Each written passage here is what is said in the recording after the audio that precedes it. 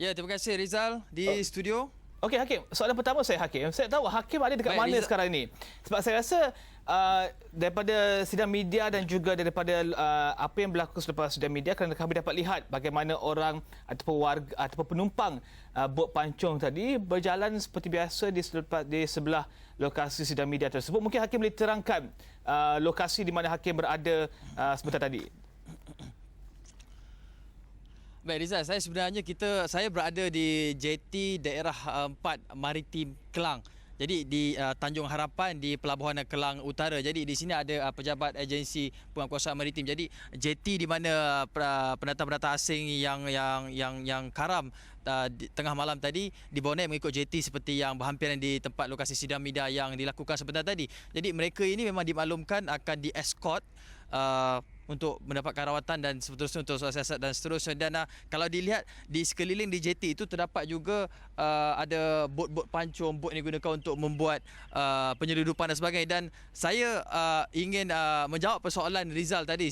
Rizal ada bertanyakan macam mana bot pancung tu, rupa bentuk bot pancung tu dan sebagainya. Dan kalau Rizal nampak di sebelah kiri saya ini ada satu bot berwarna biru kelabu ini. Dan seperti dimaklumkan oleh Kapten Hamid Muhammad Amin tadi, bot pancung itu bersaiz lebih kurang 10 ke 15 kaki. Jadi seperti yang dapat lihat, ini adalah bot pancung yang bersaiz 10 hingga ke 15 kaki. Dan kalau bot seperti ini, ia terbuat daripada kayu dan juga fiber ya Rizal. Dan kalau dilihat seperti dimaklumkan oleh Kapten Hamid tadi, bot pancung begini boleh dinaiki maksimumnya 10 orang dengan kawalan dengan keadaan selesa, dengan life jacket, enjin dan sebagainya.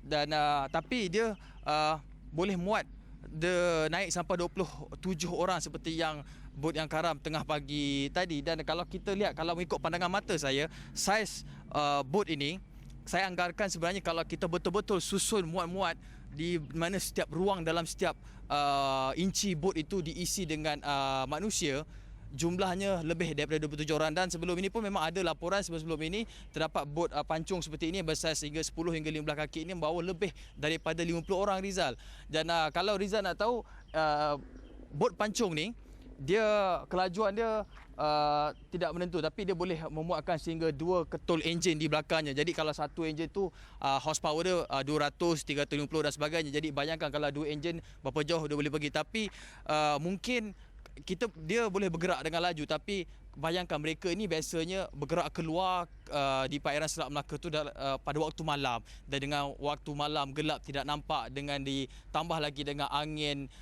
dan juga gelora di laut, pastinya kalau 27 orang duduk di dalam ini Rizal, pasti keadaan tu bergelora. Dan kalau kita yang naik feri pun kadang-kadang boleh mabuk laut ini kan pula. Mereka ini yang terpaksa duduk dalam bot pancung yang terbuka macam ni, bersesak-sesak, berhimpit-himpit, dan mereka demi untuk menuju ke destinasi mereka masuki semula ke negara mereka Rizal. Okey, Hakim, saya ada 2 soalan Hakim ya. Pertama, berapakah kos yang dibayar oleh setiap seorang warga ataupun penumpang yang menaiki bot tersebut? Sebab kita tahu yang bot pom-pom yang dilaporkan oleh Hilal Azmi semalam, kosnya sekitar 600 ke 1,200 ringgit seorang. Adakah kosnya sama untuk bot yang dinaiki bot pancung tersebut? Melihat kepada apa yang Hakim nyatakan, iaitu bot pancung tersebut keadaannya agak daif untuk membawakan orang daripada Malaysia ke Indonesia. Soalan saya yang kedua adalah, adakah bot yang mungkin membawa 27 warga Indonesia itu serupa itu, ataupun mungkin ada penutup ke, ada penghalang ke, ataupun memang begitu sahaja?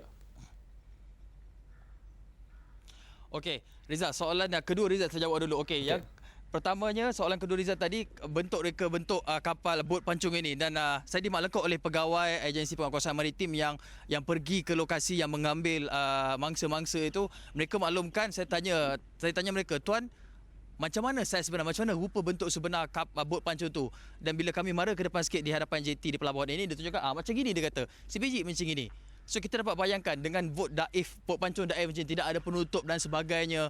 Beginilah keadaan mereka menempuhi perjalanan berjam-jam di lautan bergelora pada malam hari untuk menuju ke destinasi. Dan soalan yang pertama Rizal tadi mengenai kos, berapa nilai yang mereka bayar untuk menaiki bot pancung seperti kalau semalam Hilal Azmi maklumkan bot pom-pom itu kos dia antara 600 hingga ke 1,200. Dan bot begini juga nilainya kosnya hampir sama. Rizal, saya tidak dapat menyatakan nilai sebenarnya kerana maklumlah aktiviti-aktiviti haram seperti gini ataupun kegiatan haram seperti gini, mereka tidak mempunyai harga ceiling ataupun harga lantai yang ditetapkan, hanya ikut sedap mulut dan sebut mulut saja. Jadi kemungkinan kalau kadang itu terdesak dan sebagainya, kalau si pengendali ataupun si tekong ingin mengenakan cas lebih tinggi, harga itu boleh melambung dia seperti di pasaran gelap. Tapi saya jangkakan, ini saya jangka Rizal, harga dia, range harga dia tidak lebih kurang saja macam bot perempuan itu antara 600 hingga ke 1200. Dan kalau kita lihat apa harga, perbandingkan harga yang dikenakan oleh tekong-tekong ini untuk menaiki bot pompong atau bot pancung seperti ini, harga dia sedikit murah berbanding dengan jika mereka terpaksa membayar denda melalui embassy, kedutaan dan sebagainya, iaitu 1,600 untuk mereka pulang dengan cara yang lebih selamat, teratur dan tersusun. Tapi maklumlah mereka ini bekerja, segalanya tidak cukup, gaji mereka tidak cukup untuk menampung kehidupan mereka di sini, untuk kos mereka untuk menghantar wang ke luar negara dan sebagainya. Dan itu adalah antara sebab-sebab mungkin mereka memilih untuk menggunakan kaedah yang lebih murah walaupun mereka terpaksa berdepan risiko dan bahaya dengan tidak berpenutup, tidak berbumbung bot pancung seperti ini untuk mereka meredah lautan menuju ke destinasi pulang ke kampung halaman. Rizal. Okey, Hakim, sekarang sekitar pukul 4.50 petang. Saya rasa cuaca akan gelap sebentar lagi. Adakah operasi mencari dan juga menyelamat akan diteruskan ketika waktu sudah masuk malam di mana mungkin visibility ataupun jarak penglihatan mungkin kurang, ataupun bagaimana, Hakim? Yes. Okey Rizal, saya dimaklumkan juga operasi SARS ataupun Search and Rescue ini akan diteruskan juga walaupun di malam hari untuk mencari saki-baki 9 lagi mangsa yang masih lagi hilang dan tidak dapat dikesan. Dan mungkin volumenya akan dikurangkan, tapi yang pastinya operasi akan diteruskan, tapi mungkin kekerapan ataupun jumlah anggota ataupun pegawai yang aset yang pergi melakukan search and rescue itu mungkin berkurangan, seperti yang kalau kita lihat tragedi di Pulau Casey pada malam hari selepas pukul 12 tu, aktivitinya ataupun frekuennya dikurangkan sedikit, tapi kemudian diperhebatkan pada siang harinya. Dan keadaan yang sama juga dijangkakan berlaku. Tapi saya rasa mereka di pihak APNM, mereka tidak mempunyai masalah jika mereka ingin meneruskan dengan aset yang lebih banyak, dengan full power, full throttle manpower untuk meneruskan pencarian, kerana mereka mempunyai aset, kelengkapan bot mereka, vessel mereka, aircraft pesawat mereka mempunyai kelengkapan untuk mencari pada waktu malam. Tapi seperti Rizal sebutkan tadi, mungkin tahap visibility ataupun kebolehlihatan di kawasan laut itu mungkin agak kurang. Dia mungkin boleh memperlahankan operasi mencari dan menyelamat, Rizal. Saya ingin tanyakan Hakim pasal berkenaan dengan laporan yang Hakim buat tentang dilema pekerja asing antara tanggungjawab, rezeki dan juga risiko, di mana Hakim telah menemu bual Udin, salah seorang pekerja asing yang datang ke Malaysia. Mungkin Hakim boleh ulangi sedikit kepada penonton di luar sana yang baru saja menonton kita, mengapa mereka lebih gemar ataupun lebih memilih melalui jalan ataupun perjalanan yang lebih berisiko berbanding dengan perjalanan yang mungkin lebih diiktiraf? Okey Reza, pertamanya prosedur kalau mereka ini warga Indonesia mahu masuk ke Malaysia ini, mereka perlukan visa ataupun permit. Kalau ikut PAS Lawatan Sosial saja mereka boleh masuk sehingga sebulan, tapi perlu diingat PAS Lawatan Sosial ini untuk bekerja, untuk lawatan sosial, bukan untuk bekerja. Dan siang tadi seperti Rizal cakap, saya sempat menemui seorang lelaki ni, nama dia dia lebih gemar, nama dia bukan Udin sebenarnya. Udin itu bukan nama sebenar dia, tapi dia lebih selesa menggelar diri dia sebagai Udin. Dia berumur 34 tahun dan saya berjumpa dengan dia di stesen bas ketika itu. Okey, ini sebelum saya dapat menemui buah dia, saya approach dia. Saya beri salam kepada dia. Saya tanya dia, abang orang sini ke? Dan dia kata, bukan orang sini. Bila dia kata dia bukan orang sini, saya tanya lagi, adakah abang daripada Indonesia? Dia cakap, ya, dari Malaysia, daripada Medan. Saya terus tarik dia ke tepi sedikit. Saya tanya kepada dia, secara jujurnya, kan, adakah abang pendatang asing tanpa izin ataupun tidak mempunyai permit? Dan dia menganggukkan dalam keadaan penuh rasa sebersalah. Dan kemudian di situlah bermulanya saya dapat meyakinkan dia untuk menemu bual Udin itu untuk menceritakan dia. Dan sebenarnya Udin ini dia dalam dilema kerana pertamanya dia ingin seperti manusia biasa, mereka tidak ingin melanggar undang-undang dan peraturan, tapi dia ingin masuk secara halal di negara ini menggunakan permit, menggunakan agensi pekerjaan dan sebagainya, tapi ia memerlukan kos yang dikategori agak tinggi, di mana mereka Udin ini perlu membayar 4,000 hingga 4,500 ringgit untuk mendapatkan permit bekerja. Dan bukan permit itu bila kita bayar, mereka senang-senang dapat permit, dan mereka juga terpaksa berdepan dengan risiko ditipu. Dan Udin juga menyatakan bahawa bukan satu orang atau dua orang yang pernah ditipu, malah ratusan, ribuan lagi rakan-rakannya di Indonesia mengeluarkan belanja sendiri, mencari modal, berbelanja, mengeluarkan duit, bayar 4,500, kemudian akhirnya mereka ditipu oleh agensi pekerjaan. Jadi itu menyebabkan mereka mengambil cara lain, masuk menggunakan PAS lawatan sosial, tempohnya 1 bulan saja, konon-kononnya untuk melakukan lawatan sosial. Tapi akhirnya bila mereka sudah duduk di sini, mendapat peluang pekerjaan di sini, Udin tinggal lebih lama. Dia tinggal lebih lama.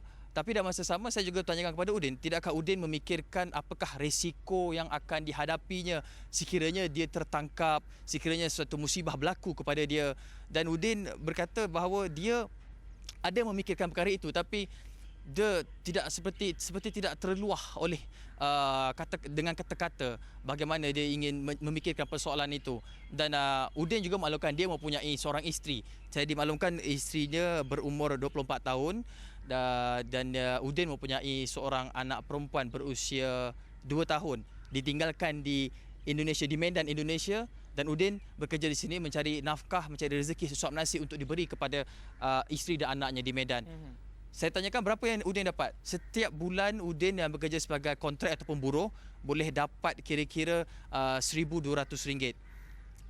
RM1,000 dihantar ke Indonesia, ke Medan, dan RM200 itu digunakan untuk perbelanjaannya. Jadi itu adalah antara dilema yang terpaksa dihadapi oleh pekerja warga asing, terutama di Indonesia, di mana mereka terpaksa berhadapan dengan kekangan kos sara hidup dan sebagainya, yang membuatkan mereka memilih untuk tinggal lebih lama dan melakukan kesalahan. Tapi alhamdulillah, saya bertanya kepada Udin, setakat ini Udin menyatakan kata Udin yang dia masih lagi ingat ajaran Islam, solat, tidak tinggal dan sebagainya, dan seboleh-bolehnya dia tidak mahu melakukan kesalahan-kesalahan lain.